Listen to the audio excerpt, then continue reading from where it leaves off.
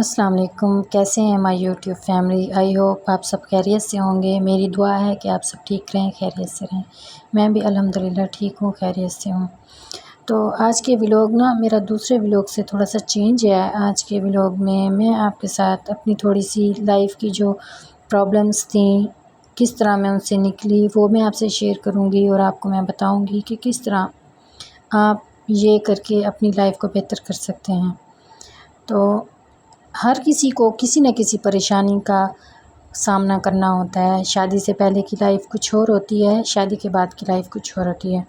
شادی سے پہلے تو ہمیں صرف کچھ لڑکیوں کو صرف یہ نہ رشتہ نہ ہونے کا مسئلہ ہوتا ہے یا پھر کچھ پیسوں کا مسئلہ ہوتا ہے، ادروائز ہمیں کوئی مسئلہ نہیں ہوتا شادی سے پہلے، کیونکہ ہمارے ماں باپ ہمارے ہر مسئلے کا حل ہوتے ہیں۔ تو شادی کے بعد ہمیں زیادہ تر پرابلمس کو فیس کرنا پڑتا ہے۔ شادی کے بعد اگر ہسبینڈ اچھا ہے تو ساس اچھی نہیں ہوگی، اگر ساس اچھی ہے تو ہسبینڈ اچھا نہیں ہوگا، اور اگر ساس اور ہسبینڈ دونوں اچھے ہیں تو پھر کوئی نہ کوئی مسئلہ اور آ جاتا ہے۔ کسی کی اولاد نہیں ہوتی، اگر کسی کی اولاد بھی ہو جاتی ہے، ساس بھی اچھی ہے، ہسبینڈ بھی اچھا ہے، تو اسے پیسے کا مسئلہ ہوتا ہے۔ تو دیکھا جائے نا تو شادی کے بعد کوئی نہ کوئی مسئلہ انسان کو لازمی ہوتا ہے۔ میں یہ نہیں کہہ رہی کہ ہر مسئلہ شادی کے بعد ہی ہوتا ہے، شادی سے پہلے کے مسائل بھی ہوتے ہیں لیکن وہ کچھ اور ہوتے ہیں، لیکن شادی کے بعد لازمی کوئی نہ کوئی مسئلہ ہمیں فیس کرنا پڑتا ہے۔ تو اس مسئلے کے حل کا مطلب ہم کیا کرتے ہیں، اس مسئلے میں ہم اپنی پرابلمس جو ہوتی ہیں لوگوں کے ساتھ شیئر کرنے لگ جاتے ہیں، انہیں بتاتے ہیں۔ اگر ہم اپنے ماں باپ کو اپنے سسرال کی پرابلم بتائیں تو آگے سے ہمیں یہ بولا جاتا ہے کہ بیٹا صبر کرو، اگر اس طرح کے حالات ہیں تو اللہ بہتر کرے گا، اس طرح کے الفاظ سننے کو ملتے ہیں۔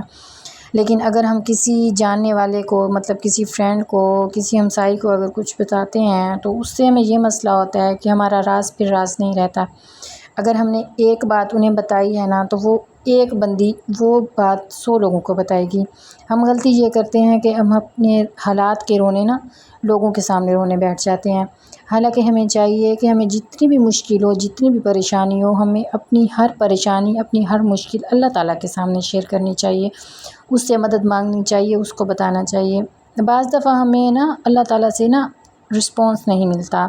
رسپانس مطلب یہ ہے کہ اگر ہم کسی کو فیس ٹو فیس کوئی بات بتاتے ہیں تو ہمیں فوراً سے رسپانس مل جاتا ہے، بیک ٹو بیک۔ مطلب اگر ہم نے کسی کو بتایا کہ ہمیں یہ مسئلہ ہے تو آگے سے وہ ہمیں جواب میں رپلائی میں کچھ بولتا ہے کہ اگر تمہیں یہ مسئلہ ہے تو تم یہ کر لو۔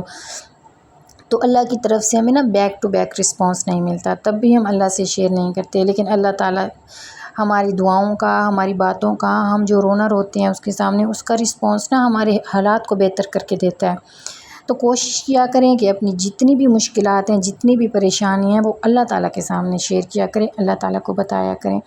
آپ کسی کا لائف سٹائل دیکھتے ہیں کہ اس کے گھر میں ہر آسائش ہے، یہ ہے، وہ ہے، تو اس کے پاس مطلب ہر چیز ہے تو اسے کوئی مسئلہ نہیں ہوگا، لیکن ہر کسی کو کوئی نہ کوئی مسئلہ درپیش ہوتا ہے۔ اس بات کو ذہن میں رکھیں، ہر انسان کو کوئی نہ کوئی پریشانی ہوتی ہے، تو اس پریشانی کا حل صرف اور صرف اللہ تعالیٰ کے ساتھ مطلب جڑ کے ہم حل کر سکتے ہیں۔ اللہ تعالیٰ کے ساتھ دوستی لگائیں، اللہ تعالیٰ کو اپنے دکھ بتائیں، اپنے حالات بتائیں۔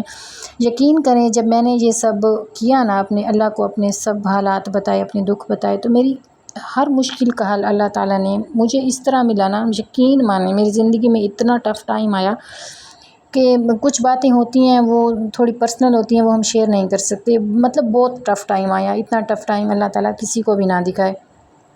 تو جب مجھے وہ ٹف ٹائم میرے پاس آیا تو میں نے سورہ یاسین کا ایک وظیفہ ہے وہ میں نے کیا۔ تو آج وہی وظیفہ میں آپ کے سامنے شیئر کروں گی کہ وہ آپ نے کس طرح کرنا ہے اور کیسے آپ نے کرنا ہے۔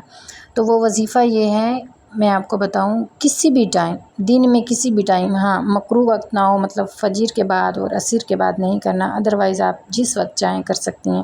تہجد میں کر سکتی ہیں، عشاء کی نماز کے بعد، ظہر کی نماز کے بعد، جب آپ کے پاس ٹائم ہو، 2 رکعت نفل صلاۃ الحاجت کے پڑھ کے 3 دفعہ، صرف اور صرف 3 دفعہ، اول آخر ایک دفعہ درود ابراہیمی پڑھنا ہے، اس کے بعد 3 دفعہ سورہ یاسین پڑھ کے آپ جو بھی دعا کریں گے یقین کریں آپ کی وہ دعا قبول ہوگی۔ تو کوشش کریں، یہ وظیفہ میں نے آزمایا ہوا ہے، میں نے خود کیا ہے، آپ بھی یہ وظیفہ کریں، انشاءاللہ آپ کو بہت اچھے ریزلٹس ملیں گے۔ کوئی بھی پریشانی ہے، آپ کو رزق کی کمی ہے، آپ کا شوہر اچھا نہیں ہے، آپ کی اولاد نہیں ہو رہی، آپ کے سسرال میں کوئی مسئلہ ہے، آپ کی ساس سسر کا کوئی مسئلہ ہے، آپ کے ماں باپ کو کوئی پریشانی ہے، ایون کہ کوئی بھی آپ کو پریشانی ہے، تو یہ اس مسئلے کا حل ہے۔ آپ 2 رکعت نفل صلاۃ الحاجت کے پڑھ کے اس کے بعد 3 دفعہ اول آخر درود ابراہیمی کے ساتھ 3 دفعہ سورہ یاسین کو پڑھیں، انشاءاللہ آپ کا مسئلہ لازمی حل ہوگا، اور آپ انشاءاللہ مجھے کمنٹ میں آ کے دعا دیں گے اور بولیں گے کہ آپ ہی میرا یہ مسئلہ حل ہو گیا۔